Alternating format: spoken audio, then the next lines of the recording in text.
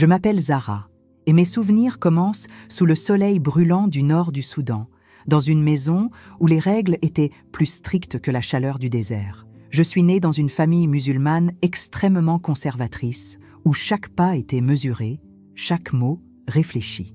Mon père était un homme d'affaires réputé, de ceux qui parlaient peu, mais dont les décisions façonnaient la vie du foyer. Ma mère, une femme silencieuse, dévouée à son foyer et à sa foi, prenait soin de nous d'une main ferme et d'un regard résigné. J'étais la troisième de 6 enfants, élevée dans un foyer où l'obéissance n'était pas un choix, c'était la seule voie. Nous avons grandi en apprenant que l'islam n'était pas seulement notre religion. Il nous définissait. Il était la racine et le toit, le début et la fin. Tout passait par lui. Dès mon plus jeune âge, quelque chose dans la mosquée m'attirait. Ce n'était pas seulement la foi, même si je la ressentais profondément. C'était l'atmosphère, le silence, l'ordre, la répétition des rituels, le son mesuré des voix en prière, le parfum de l'encens qui flottait dans l'air comme une promesse de paix. C'était un lieu où je sentais que le monde avait un sens. Et au centre de cet univers se trouvait une figure qui me fascinait plus que tout autre, l'imam Idriss. Pour beaucoup, il était simplement leur guide religieux. Pour moi, il était une sorte de second père. Il avait une présence calme, une voix basse, presque chuchotée, et exhalait toujours un doux parfum d'huile de rose mêlé au parfum terreux de l'encens. Il connaissait le Coran par cœur, chaque verset, chaque mot, et rassemblait souvent les filles après la prière pour nous l'enseigner avec une patience qui semblait infinie. J'ai travaillé dur pour apprendre, mémorisant les sourates avec dévouement, et je me souviens très bien de son sourire lorsque je les récitais correctement. Ce sourire me donnait l'impression de toucher quelque chose de sacré. Il me donnait la conviction d'accomplir quelque chose de grand aux yeux d'Allah. En grandissant, je me suis impliquée de plus en plus dans les activités de la mosquée. À 17 ans, j'aidais dans les classes de filles, je préparais les tapis de prière avant les prières et je servais le thé lors des rassemblements communautaires. C'était une routine qui me donnait un but, un sentiment d'appartenance. J'étais fière de servir. L'imam m'appelait sa petite fille de l'islam et je voyais cela comme une marque d'affection, une forme de reconnaissance. Mais avec le temps, j'ai réalisé que quelque chose changeait. De petites choses, de petits gestes qui ne correspondaient plus à ce que je connaissais de lui. Son regard, autrefois doux, s'est allongé, plus intense. Parfois, je le surprenais à me regarder avec une intensité qui me glaçait au plus profond de moi. J'essayais de l'ignorer.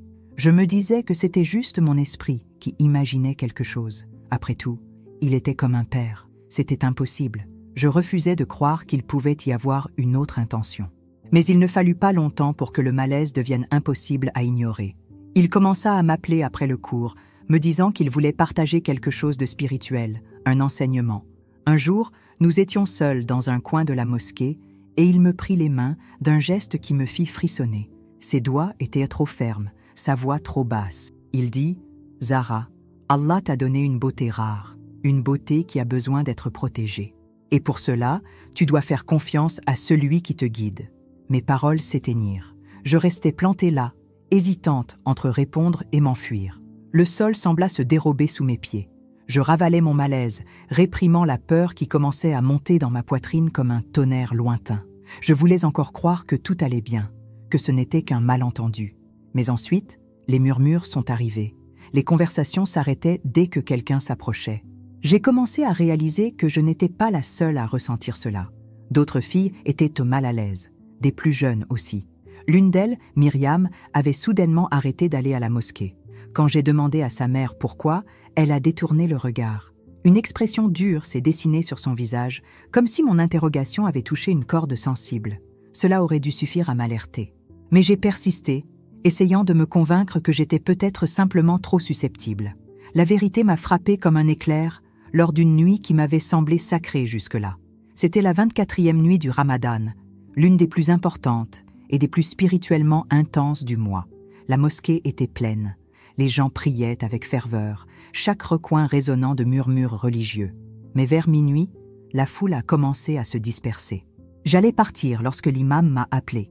Il a dit qu'il avait besoin d'aide pour nettoyer la section réservée aux femmes. Je n'ai pas hésité. Pourquoi le ferais-je?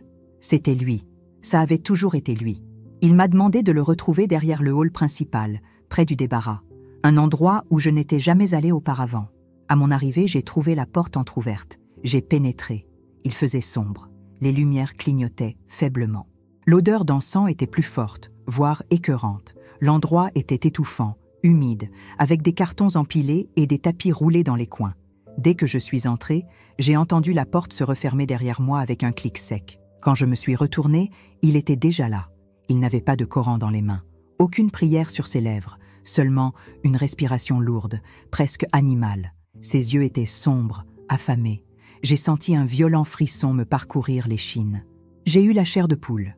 Il a fait un pas en avant. « Tu appartiens à Allah », a-t-il dit d'une voix rauque. « Mais Allah t'a donné à moi pour guide. » Mon corps s'est figé. Mon esprit hurlait de courir, mais mes jambes refusaient d'obéir. Il a saisi mon hijab et m'a tiré en arrière avec force. La douleur dans mon cou m'a tiré de mon état de choc. L'espace d'une seconde, j'ai cru mourir. J'ai revu ma vie par éclairs. Les prières, avec ma mère, les enseignements à la mosquée, les après-midi silencieux. Tout cela me semblait ironique maintenant. Mais à cet instant, un souvenir a brillé en moi comme une étincelle dans l'obscurité. C'était la voix de ma grand-mère, un soir, il y a de nombreuses années, qui disait « Si jamais la peur essaie de te faire taire, mon enfant, crie au ciel, il t'entendra. » Et je l'ai fait, pas en arabe, pas avec une sourate. J'ai crié avec mon âme « Dieu, aide-moi !» C'est à ce moment-là que mon corps a réagi. J'ai levé le genou de toutes mes forces et je lui ai donné un coup de pied. Il a trébuché en arrière, glissant sur la moquette emmêlée. Il est tombé et s'est cogné la tête contre une chaise en métal. Le bruit était sourd, l'impact, brutal. Je n'ai même pas attendu. Je me suis retournée et j'ai couru. J'ai couru comme si ma vie en dépendait, parce que c'était le cas. Mes pieds touchaient à peine le sol. Les larmes coulaient déjà avant même que je ne m'en rende compte. Je ne me suis arrêtée qu'en arrivant chez moi. J'ai verrouillé la porte et me suis jetée par terre, tremblante de la tête aux pieds. Cette nuit-là, j'ai pleuré jusqu'à en avoir mal au corps, mais je n'en ai parlé à personne. Qui me croirait? Qui, dans une société où les chefs religieux sont traités comme des intouchables, écouterait une jeune fille silencieuse dire que l'homme le plus respecté de la communauté, l'imam, le guide, le gardien de la foi, m'avait blessé d'une manière inexplicable? La vérité était une graine qui a poussé comme une épine dans ma poitrine et le poids du silence a commencé à me ronger. J'ai arrêté de prier. Non par rébellion, mais parce que mon cœur se taisait chaque fois que mes lèvres s'ouvraient. J'ai arrêté d'aller à la mosquée. Le simple fait de regarder ce bâtiment blanc avec sa coupole, qui m'avait autrefois semblé si pur, me rendait malade. Ma mère, confuse et furieuse, m'a battue lorsque j'ai refusé de jeûner le lendemain. Elle a crié que je profanais mon devoir sacré. Mais comment jeûner alors que ce qui me rongeait de l'intérieur était le goût amer de la déception? Puis Myriam est apparue.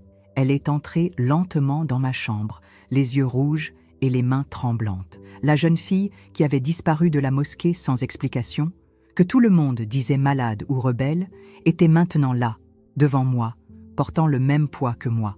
Elle n'a pas parlé tout de suite. Elle s'est assise au bord de mon lit, et ses larmes ont commencé à couler avant même qu'elle puisse parler. Lorsqu'elle a finalement réussi à parler, elle a dit que l'imam l'avait touchée aussi. Pas seulement touchée, il l'avait manipulée, menacée.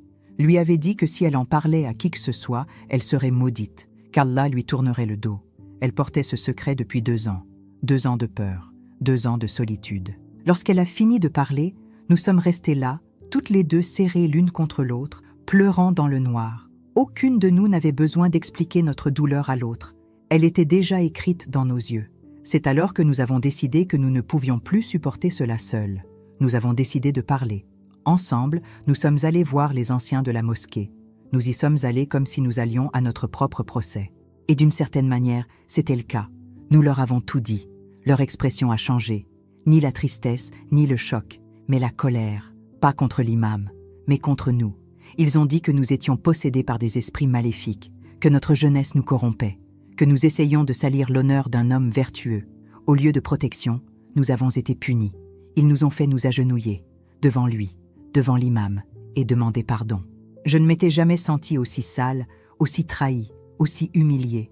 Ce fut la dernière fois que je suis entré dans cette mosquée, la dernière fois que je me suis prosterné devant quelqu'un au nom d'un Dieu qui, à cet instant, semblait aussi lointain que les étoiles dans le ciel. Après cela, quelque chose en moi s'est complètement brisé. Je n'étais plus le même. J'ai commencé à chercher des réponses, non pas dans les paroles des autres, mais dans le silence. Je me faufilais jusqu'aux rives du Nil, toujours au crépuscule, quand le monde semblait silencieux. Je m'asseyais sur les rochers, les pieds touchant l'eau chaude, et là, sans rituel, sans tapis, sans règles, je parlais à Dieu, ou j'essayais. Je lui demandais de me révéler qui il était. Je lui demandais s'il était vraiment là, et si oui, pourquoi il l'avait permis. Pourquoi gardait-il le silence quand je criais dans cette pièce obscure? Comment des hommes qui prétendaient faire parler en son nom pouvaient-ils faire tant de mal sans en subir les conséquences? C'était une de ces nuits où j'ai entendu une voix provenant de la vieille radio de mon père, oubliée dans la cuisine. Une femme parlait. Elle racontait son histoire, avec un accent semblable au nôtre, avec une émotion qui m'a saisi. Elle disait avoir quitté l'islam après avoir rêvé de Jésus, qu'il l'avait appelé par son nom, le regard rempli de miséricorde, même quand tout autour d'elle était en flammes. J'ai ri, un rire amer et sec. Jésus, me suis-je dit, c'est une invention chrétienne, un mensonge. Mais quelque chose en moi, quelque chose que je ne peux expliquer, m'a empêché d'éteindre la radio. J'ai continué à écouter. Mon cœur me disait « Reste », et je suis resté. Et là, dans la voix de cet inconnu, quelque chose a commencé à éclore en moi. Ce n'était pas la foi, pas encore. C'était une autre forme de faim, le besoin de savoir si c'était vrai, de comprendre s'il y avait une autre voie. Ce fut le début d'une lutte silencieuse, contre ma famille, contre ma religion, contre moi-même. Après cette nuit à la mosquée, je ne pouvais plus vivre comme avant. Je restais assise par terre dans ma chambre pendant des heures, les yeux rivés au plafond, comme si j'attendais une réponse. Mes prières devenaient sèches, vides. Ma bouche récitait les mots, mais mon cœur restait silencieux. C'était comme si je parlais dans le vide.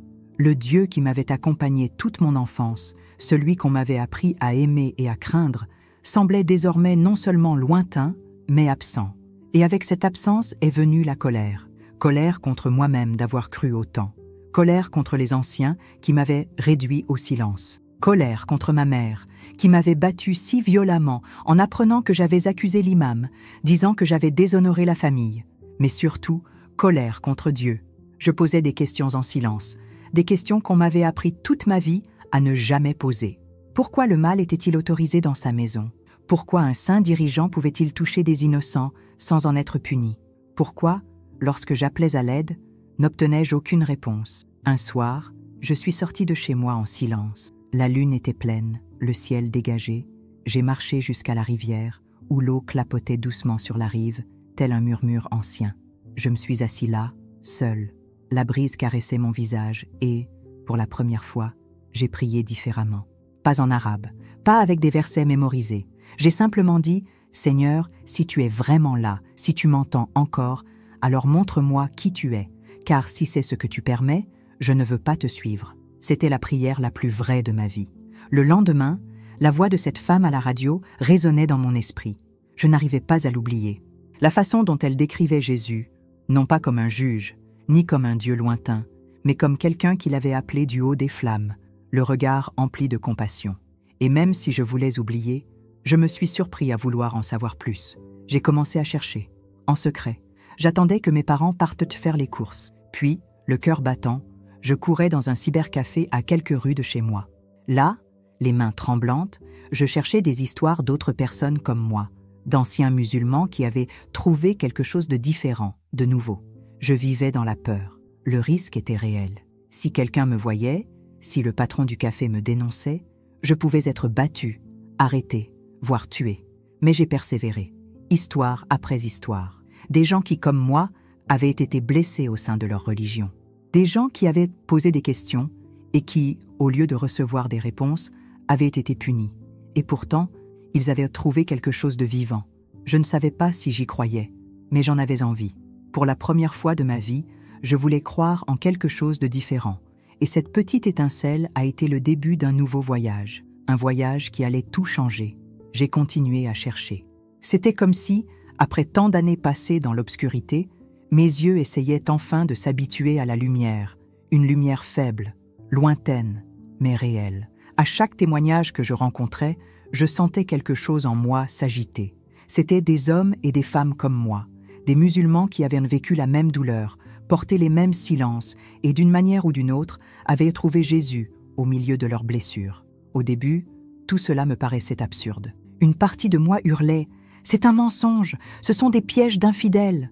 Mais l'autre, plus silencieuse et blessée, suppliait. Et si c'était vrai? Je ne savais pas quoi faire de ce conflit, mais je savais que je ne pouvais pas m'arrêter.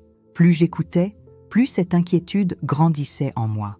C'était comme un tambour lointain qui résonnait au plus profond de mon âme, impossible à ignorer. Par une nuit particulièrement calme, je suis tombée sur une vidéo sous-titrée en arabe. On y voyait un homme à la voix calme, lisant un passage de la Bible que je n'avais jamais entendu auparavant, l'Évangile selon Jean. Je ne savais même pas à quoi ressemblait une Bible. Je n'en avais jamais touché une. Puis il a lu « La lumière brille dans les ténèbres, et les ténèbres ne l'ont pas vaincue ». Ces mots m'ont frappé comme un raz-de-marée qui emporte tout. J'ai senti une boule dans la gorge, comme si quelque chose, refoulé depuis si longtemps, avait enfin trouvé le moyen de s'échapper. J'ai mis la vidéo sur pause. J'ai écrit les mots sur un morceau de papier déchiré. Je les ai regardés à nouveau. Puis, à nouveau. Et encore. Je ne comprenais toujours pas complètement ce que ces mots signifiaient, mais je sentais, au fond de moi, qu'ils me parlaient. J'étais dans l'obscurité. Et pour la première fois, il y avait une promesse de lumière. Quelques jours plus tard, quelque chose que je n'aurais jamais imaginé s'est produit. Je suis allée acheter du thé dans une rue calme près de chez moi. Une boutique simple, presque cachée, à laquelle je n'avais jamais prêté beaucoup d'attention. La personne qui m'a servi était une femme au regard bienveillant et au sourire serein. Elle s'appelait Hila. Elle m'a tendu le sachet de thé et, avant que je ne me retourne pour partir, elle m'a regardé dans les yeux comme si elle pouvait voir au-delà de la surface. « Tu as de la tristesse dans les yeux. Ça va, ma sœur ?» Ces mots, si simples, ont brisé quelque chose en moi. J'aurais voulu dire oui, mais je ne pouvais plus mentir. Plus maintenant. J'ai simplement hoché la tête, ravalant mes larmes, et je me suis retournée pour partir. Mais avant que j'aie fait 2 pas, elle m'a appelé. « Reviens demain, je veux te donner quelque chose. » J'ai failli ne pas y retourner. Le doute me rongeait, mais une force me poussait toujours. Le lendemain, j'y suis allée. À mon arrivée, Hila m'a accueillie avec le même air calme et m'a tendu un petit livre noir discret avec une croix gravée sur la couverture. C'était une Bible. Mes mains se sont mises à trembler rien qu'en le tenant. C'était comme tenir quelque chose d'interdit, de dangereux. Mon cœur s'est emballé. Hila a juste souri et m'a dit, avec une douce fermeté, « N'aie pas peur de la vérité. Elle ne te brûlera pas. Elle te sauvera. » Je suis rentrée chez moi avec ce livre caché parmi mes vêtements. Cette nuit-là, je l'ai caché sous mon lit. Je n'y ai pas touché pendant 2 jours. J'avais peur. Peur que mon père le trouve. Peur que ce soit un piège. Mais surtout, peur que la vérité soit bien trop réelle. La curiosité, cependant, a pris le dessus sur la peur. Par une nuit blanche, j'ai ouvert la Bible pour la première fois. J'ai choisi le livre de Luc, un nom qui me semblait neutre, moins menaçant. Et la première histoire que j'ai lue était celle d'une femme surprise en flagrant délit d'adultère. Les chefs religieux voulaient la lapider. Et alors Jésus a dit que celui qui est sans péché jette la première pierre. Et 1 à 1, ils reculèrent. J'ai senti une chaleur monter dans ma poitrine. Mes yeux se sont remplis de larmes. Je n'ai pas pleuré parce que je me voyais comme une pécheresse. J'ai pleuré parce que, pour la première fois, j'ai lu l'histoire d'un homme saint qui n'a pas détruit une femme brisée. Il l'a défendue. Il l'a protégée. J'ai murmuré à travers mes larmes « Qui es-tu, Jésus ?» C'est alors que les rêves ont commencé. Le premier rêve fut bref mais terrifiant. J'étais dans la mosquée, celle-là même où mon innocence avait été brisée. Mais elle était en feu. Les murs étaient noirs, couverts de suie. L'air était lourd, difficile à respirer. Et l'appel à la prière, qui m'avait toujours été familier, était déformé, diffusé à l'envers, comme s'il était englouti par l'enfer lui-même. J'ai essayé de sortir, mais la fumée m'aveuglait. Je suis tombée à genoux, désespérée. J'ai crié à l'aide. Puis une main est apparue devant moi. Je ne voyais pas le visage de la personne, juste une robe blanche et des mains balafrées avec des cicatrices aux poignets. Il m'a tirée de là. Je me suis réveillée paniquée, tout le corps trempé de sueur. Je suis restée assise sur le lit, tremblant, essayant de me convaincre que ce n'était qu'un cauchemar. Mais les rêves continuaient. Le 2e, le 3e, toujours la même présence, les mêmes mains, la même robe. Et parfois, une voix murmurait quelque chose que je ne comprenais pas, mais cela me procurait la paix. J'essayais de l'ignorer. J'essayais de me dire que c'était juste mon traumatisme qui se manifestait, mon esprit essayant de donner un sens au chaos. Mais malgré tous mes efforts, chaque fois que je fermais les yeux, il était là. Il m'attendait. Il m'appelait. Finalement, une nuit, alors que mon âme était à bout de souffle, je me suis agenouillée sur le sol de ma chambre sombre, tremblante, et j'ai murmuré « Jésus, si tu es réel, montre-moi ». Et cette nuit-là, il s'est montré. J'ai rêvé que je me tenais devant une foule. Ma famille, mes voisins, l'imam Idriss, tous criaient, me traitant de traître, d'infidèle. Ils jetaient des pierres. Mes bras couvraient mon visage, implorant la pitié. Les pierres pleuvaient furieusement. J'ai ressenti la douleur, pas seulement physique, mais celle d'être rejeté, humilié, condamné. Puis il est apparu, Jésus. Il se tenait entre eux et moi, comme un bouclier. Il a ouvert les bras. Les pierres ont commencé à le frapper. J'ai vu le sang. J'ai vu la douleur dans ses yeux. Mais j'ai aussi vu quelque chose qui m'a brisé intérieurement. La compassion. Il était blessé par moi. Et il ne reculait pas. Je me suis réveillée en sanglotant. À cet instant, j'ai su qu'il n'était pas un simple personnage d'un conte étranger. Il n'était pas une invention. Il était réel. Et d'une manière inexplicable, il m'aimait. Du sang coulait lentement sur son front, se mêlant à la poussière de mes cauchemars. Pourtant, il me regardait et souriait. Un sourire qui n'était pas terrestre, ni forcé, ni soulagé, ni résistant. C'était le sourire de quelqu'un qui connaissait la fin de l'histoire et n'avait pas peur. « Tu es à moi », dit-il avec une tendresse qui perça toutes mes défenses. Je me suis réveillée, le corps tremblant et la poitrine haletante, sanglotant comme un enfant perdu qu'on vient de retrouver. Pendant un instant, je n'ai pas pu respirer. Mais à travers les larmes, je savais. Je n'avais toujours pas toutes les réponses. Il y avait encore de la peur, beaucoup de doutes et une avalanche d'incertitudes quant à l'avenir. Mais une chose, une seule, était claire comme de l'eau de roche à cet instant. Ce Jésus, il n'était pas celui qu'on m'avait enseigné. Il n'était pas un simple prophète. Il était le Sauveur. Et, d'une certaine manière, je voulais le connaître plus que tout. Le lendemain, ne sachant que faire de ce nouveau désir qui brûlait en moi, je suis retournée à la petite boutique d'Hila. Elle m'a accueillie avec le même calme qu'auparavant, comme si elle attendait mon retour. Je me suis approchée d'elle, nerveuse, et d'une voix étranglée, j'ai demandé « Comment puis-je le suivre ?» Elle n'a pas répondu tout de suite. Elle m'a serré les mains affectueusement et m'a souri. Pas n'importe quel sourire, mais le genre de sourire que seules les mères savent offrir lorsqu'un enfant perdu revient enfin à la maison. « Dis oui », a-t-elle dit, les yeux brillants. C'est tout ce qu'il attend. Derrière un rideau délavé, au fond du magasin, se trouvait une petite pièce, simple et silencieuse. Par terre, un tapis de prière. Un instant, mon corps hésita. Combien de fois me suis-je agenouillée sur un tapis pareil, mais dans une direction différente, autrement dit, à la recherche d'un autre Dieu?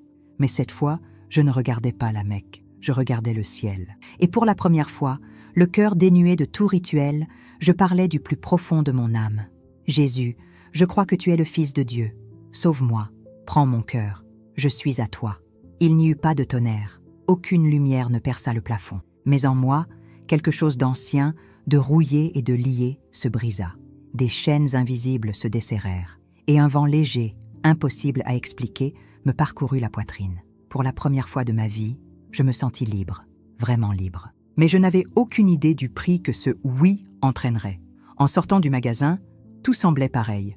La rue était encore poussiéreuse, le soleil brillait comme toujours, et le vent faisait voler mon écharpe aussi légèrement qu'hier. Mais intérieurement, tout avait changé.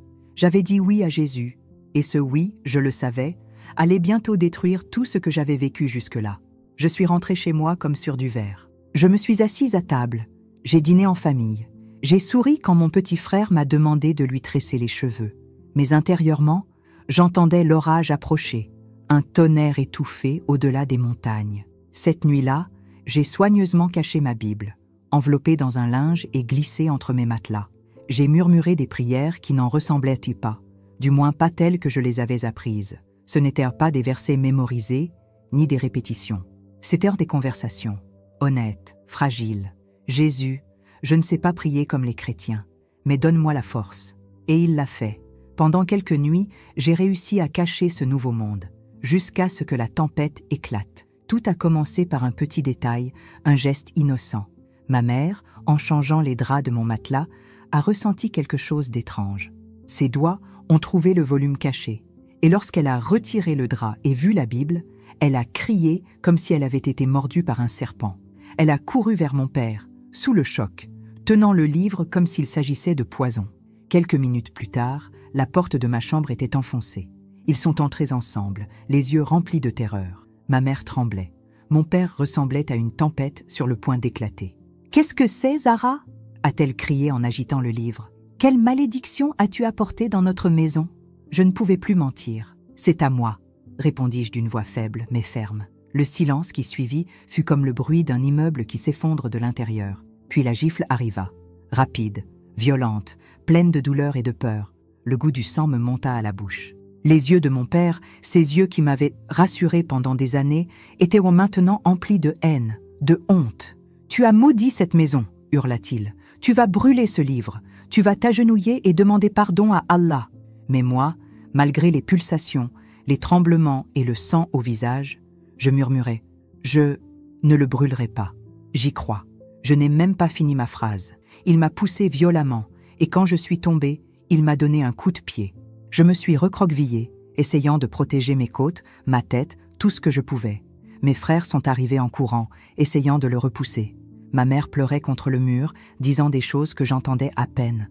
Cette nuit-là, ils m'ont enfermée dans ma chambre.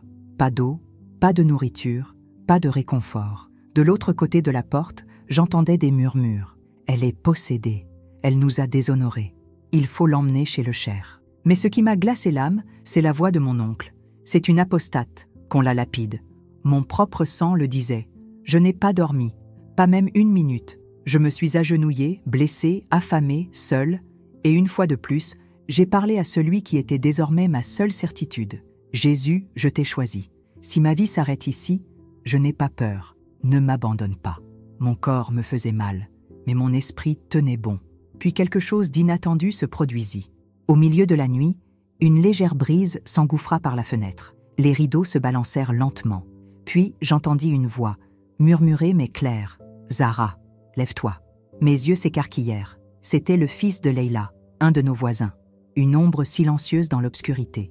Il était là, à la fenêtre, risquant le tout pour le tout. Et à ce moment-là, j'ai su, mon évasion commençait. Elle l'avait envoyé avec une échelle et un foulard pour se déguiser. Je n'ai pas hésité. J'ai pris ma Bible et mes sandales et je suis partie. J'ai couru sans me retourner. Les rues familières ont disparu, remplacées par des ruelles sombres et des chemins de traverse. Chaque pas résonnait trop fort dans le silence de la nuit. Mon cœur battait comme un tambour impatient. Chaque aboiement de chien, chaque bruit de pas lointain me faisait frissonner, me faisait craindre le pire. J'ai laissé derrière moi tout ce que je connaissais. Ma maison, mon lit, le visage de ma mère, le sourire de mon petit frère. Chaque souvenir du passé pesait comme une encre. Mais je savais que si je restais ici, je mourrais. Ila m'a caché dans une vieille maison d'hôte, poussiéreuse, abandonnée et imprégnée d'une forte odeur de moisi. Ce n'était ni un palais, ni un refuge confortable, mais c'était un lieu sûr. J'y suis restée 3 jours, enfermée entre ces murs qui protégeaient à peine le corps, mais accueillaient le cœur. Ila apportait délicatement à manger, et les soirs de silence, nous prions ensemble, murmurant à voix basse. Elle me disait que ce que je vivais n'était pas nouveau, que beaucoup avaient suivi le même chemin. Jésus lui-même a dit qu'il vous haïrait à cause de moi, dit-elle, le regard ferme. Mais il a aussi promis, je serai toujours avec vous jusqu'à la fin des temps. Je me suis accrochée à ces mots comme quelqu'un qui s'accroche à une corde dans la tempête. Mais la tempête était loin d'être terminée. Le 4e jour, on frappa à la porte de la maison d'hôte. Un bruit sec et insistant. « Non, Ila, pas son fils », murmurai-je, pétrifié. Mon cœur se serra. Je restai immobile, essoufflé. Puis j'entendis une voix tranchante comme un couteau. « Crois-tu pouvoir te cacher d'Allah, Zara ?» C'était la mère d'Idriss, l'imam qui m'avait rejeté. Il m'avait retrouvé. Je retins mon souffle, restai immobile, ne clignais pas des yeux. J'attendis, priant pour qu'il ne découvre pas où j'étais. Finalement, la voix s'éloigna. Il était parti, mais je savais que mon temps était compté. Cette même nuit, Ila m'a aidé à organiser ma fuite définitive. Un contact d'une petite mission chrétienne d'une autre ville a accepté de m'accueillir. C'était un risque énorme. Les routes étaient surveillées et patrouillées. Mais il n'y avait pas d'autre solution. J'utilisais un surnom pour cacher mon visage. À l'arrêt de bus, Ila m'a serré fort dans ses bras et m'a murmuré à l'oreille « N'oublie pas ton nom, n'oublie pas qui t'a sauvé. » J'ai pleuré dans ses bras. Ila était la seule à croire en moi. la seule à me voir comme quelqu'un qui méritait d'être sauvé, et non comme une honte à oublier. Le trajet fut long et tendu. Je regardais par la fenêtre, le monde défilant trop vite pour que je puisse l'appréhender. Je pensais à tout, la colère de mon père, les larmes de ma mère, la mosquée en feu dans mes rêves, le sang sur le front de Jésus devant moi, et au milieu de tout cela, la paix qu'il m'a donnée. Je suis arrivée à la maison de la mission avant l'aube. C'était simple et calme. D'autres filles étaient là, certaines d'Égypte, d'autres de Somalie. Elles avaient toutes des histoires similaires, des histoires de fuite, de trahison, de douleur, mais aussi d'espoir. Cette première nuit, nous avons pleuré ensemble, et pour la première fois depuis des semaines, j'ai dormi sans peur. Le lendemain matin, nous avons eu une petite réunion de prière. Quelqu'un a lu un passage de l'Évangile selon Matthieu. « Venez à moi, vous tous qui peinez et ployez sous le fardeau, et je vous donnerai du repos. » J'ai fondu en larmes. Cette promesse semblait avoir été faite spécialement pour moi. Les jours passèrent. J'en apprenais davantage sur Jésus, non seulement par mes rêves, mais aussi par sa parole, son amour, son sacrifice, sa puissance, sa vérité. Je me posais des questions que je n'avais jamais osé poser auparavant. Pourquoi mourrait-il pour moi? Pourquoi un homme sans péché porterait-il ma honte? Petit à petit, j'ai commencé à comprendre. Ce n'était pas une religion, c'était une relation. Ce n'était pas une question de loi, mais d'amour. Mais l'amour a son prix. La nouvelle de mon évasion s'est rapidement répandue. Je n'étais plus seulement la jeune fille disparue. J'étais celle qui avait trahi l'islam. Dans certaines régions du monde, c'est une condamnation à mort. J'ai commencé à recevoir des messages, des menaces voilées, des avertissements explicites. Chaque mot était un coup au cœur, un rappel constant du danger que je courais.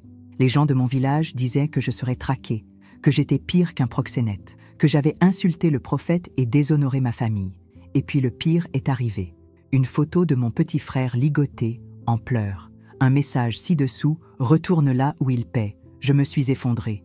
J'avais l'impression que tout en moi se brisait à nouveau. J'ai crié, j'ai pleuré, j'ai frappé le mur jusqu'au sang. Je voulais retourner à l'islam, mais sauver mon frère. Mais les responsables de la mission m'ont fait asseoir et m'ont dit « Zara, l'ennemi veut te détruire, mais Jésus a déjà gagné. Tu dois lui faire confiance. » J'ai prié comme jamais auparavant. « Jésus, sauve-le. Je ne peux pas, mais toi, tu peux. » Et puis quelque chose s'est produit à nouveau. Cette nuit-là, j'ai fait un autre rêve. Mon frère se tenait au milieu de la rue, seul, effrayé. Puis Jésus est apparu à ses côtés, sans un mot, lui tenant simplement la main. Je me suis réveillée en larmes. 2 jours plus tard, j'ai reçu un message. Il s'était échappé. On ne savait pas comment, mais on l'a retrouvé près d'une ferme à la périphérie de la ville, blessé mais vivant. L'Évangile était désormais bien plus que des mots. C'était la vie, c'était la puissance, et je ne reviendrai jamais en arrière. Mais ce n'était que le milieu du voyage. Ce qui allait suivre allait mettre ma foi à l'épreuve plus que toute autre chose. Il faudrait que je m'exprime publiquement.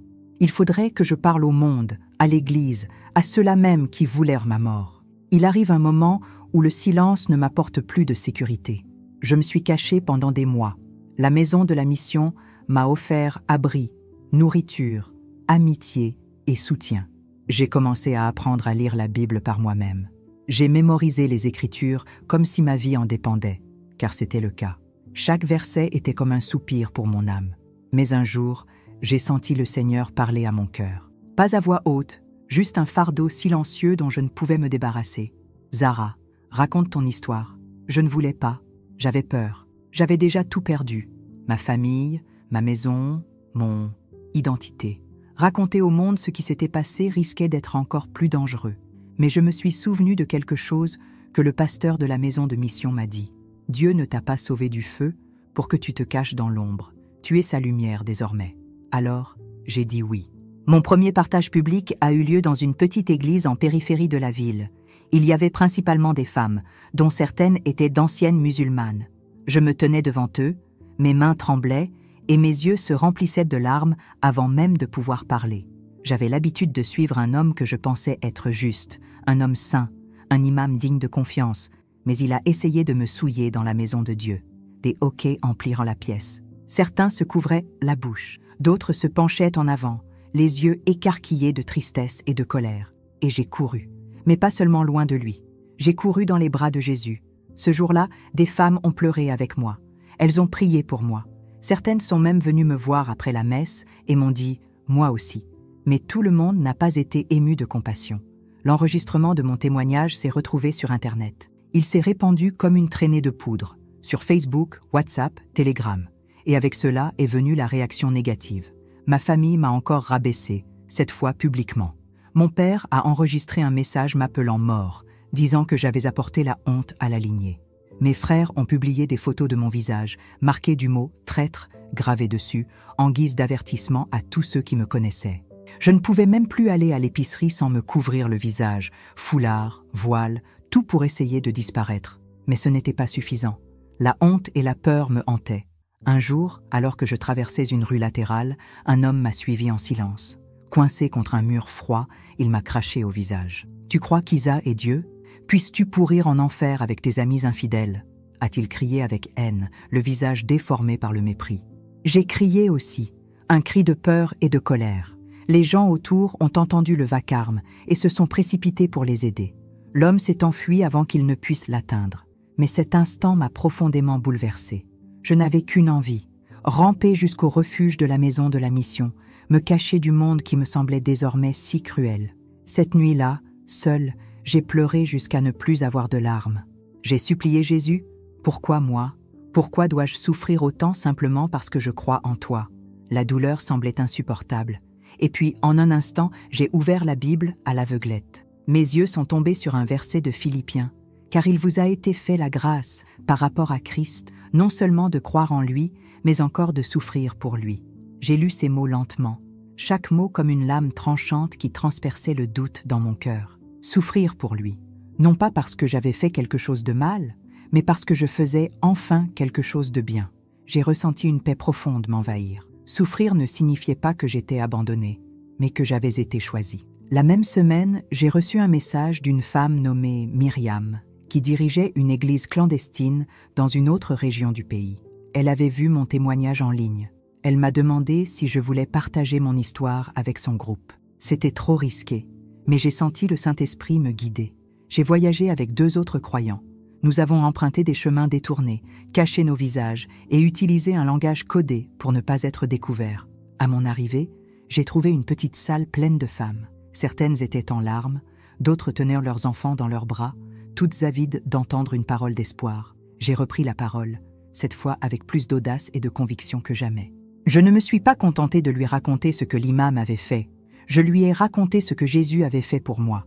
Comment il m'avait trouvé dans les ténèbres, comment il m'avait porté à travers le feu, comment il m'avait donné une nouvelle vie.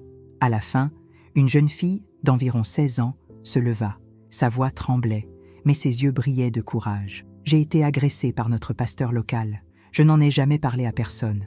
Je pensais que j'irais en enfer si je parlais. Mais maintenant, je sais que je ne suis pas seule. Cette nuit-là, 4 femmes ont donné leur vie à Jésus. Nous l'avons adoré en silence, à voix basse, les larmes aux yeux. Mais l'ennemi observait. Le lendemain, j'ai appris que quelqu'un avait signalé l'incident. 2 des femmes ont été arrêtées.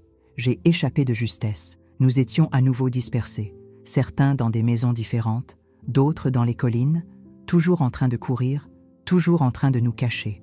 Mais nous avions vécu quelque chose d'éternel, quelque chose qu'aucune prison, aucune menace ne pouvait nous enlever, et c'est à ce moment-là que j'ai su que je ne me cacherais plus.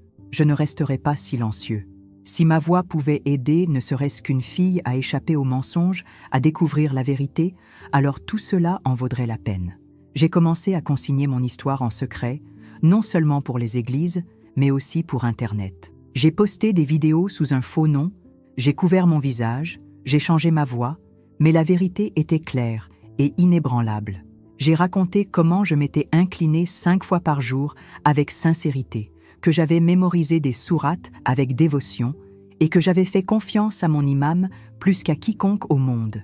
Et comment c'est ce même imam qui a essayé de me profaner dans un lieu saint, alors que je prononçais le nom d'Allah. Et comme celui que j'avais rejeté, c'est Jésus qui est venu me chercher, qui m'a aimé, qui m'a sauvé. Les vidéos ont commencé à atteindre des milliers, puis des millions. J'ai commencé à recevoir des messages de pays lointains, Maroc, Turquie, Pakistan, Nigeria, Soudan. Les filles musulmanes ont écrit « Je t'ai vu dans mon rêve la nuit dernière.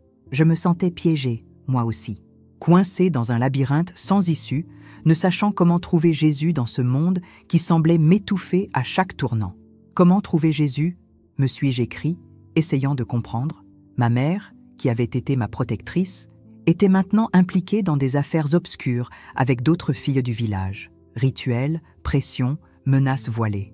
J'avais peur d'en parler, de peur que mes paroles soient utilisées contre moi. Mais quelque chose de profond s'est produit en moi.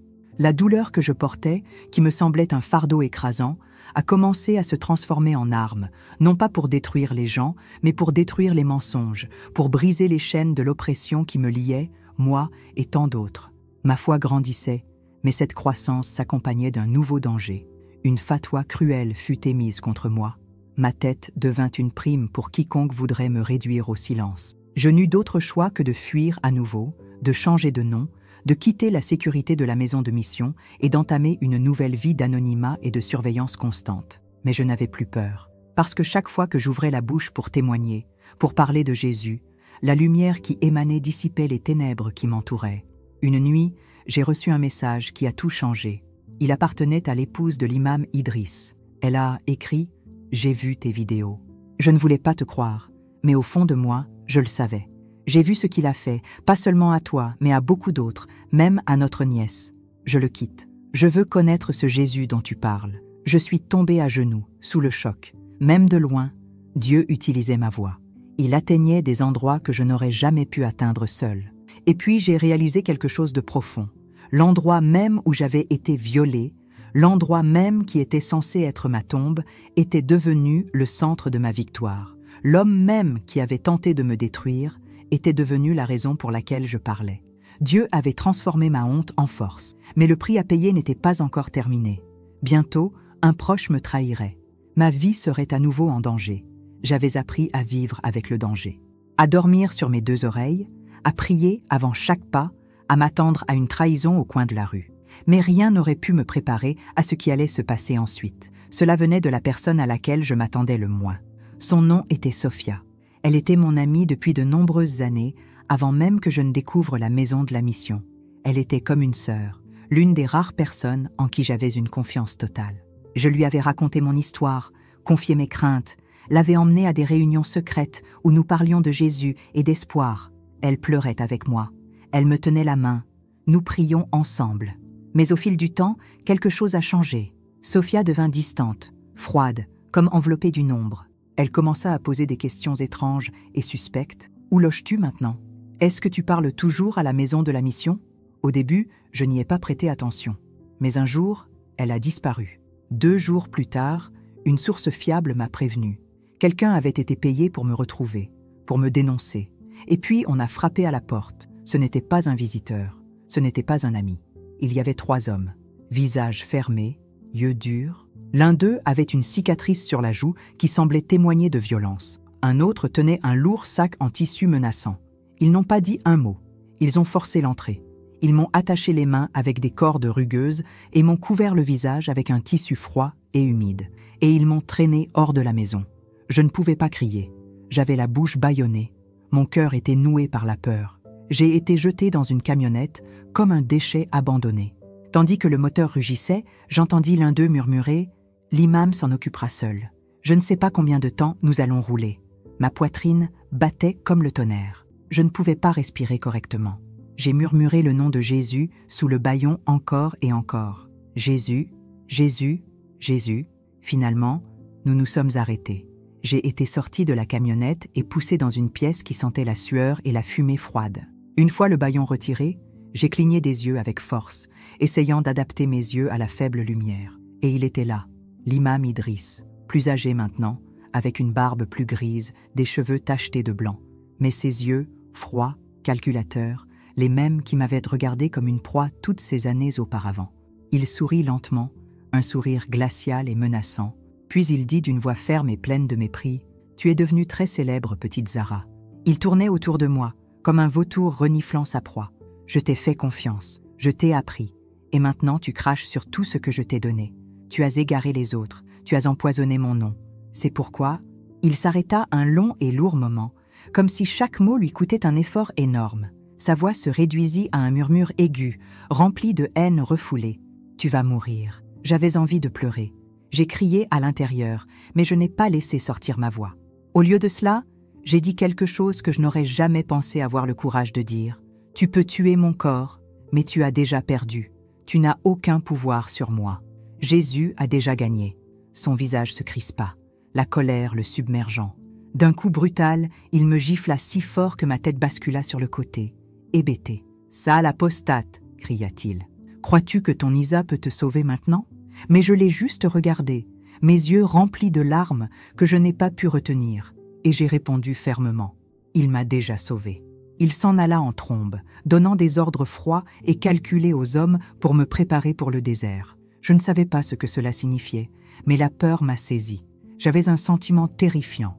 Il m'emmenait à la mort. Juste avant qu'il ne me traîne dehors, j'ai dit une dernière prière silencieuse, profonde et désespérée. « Mon Dieu, je n'ai pas peur de mourir, mais s'il y a encore quelque chose que je peux faire ici, s'il te plaît, libère-moi. » Puis vint l'explosion. C'était bruyant, aveuglant.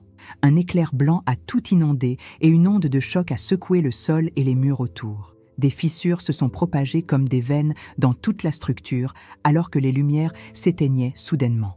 Des cris de panique et de douleur résonnaient autour de moi. Coups de feu, chaos. J'étais sur le sol, recroquevillé en boule, priant chaque mot dont je pouvais me souvenir. C'est à ce moment-là que j'ai entendu une voix claire, calme et pourtant urgente. « Zara, Zara, es-tu là ?» Il s'agissait d'une équipe de secours, un groupe chrétien qui avait été alerté par un croyant secret au sein du cercle intime de l'imam. Ils ont pris d'assaut l'endroit juste à temps, me sauvant à la dernière seconde. J'ai été emporté à peine conscient, tandis que la fumée et les cris remplissaient l'air derrière moi. J'avais été sauvé à nouveau, cette fois-ci publiquement et définitivement. La nouvelle s'est rapidement répandue dans les médias locaux. La cachette où ma mère essayait de me protéger classait le prédicateur comme sauvé de l'exécution. Ils n'ont pas mentionné mon nom, mais quiconque avait besoin de le savoir, le savait.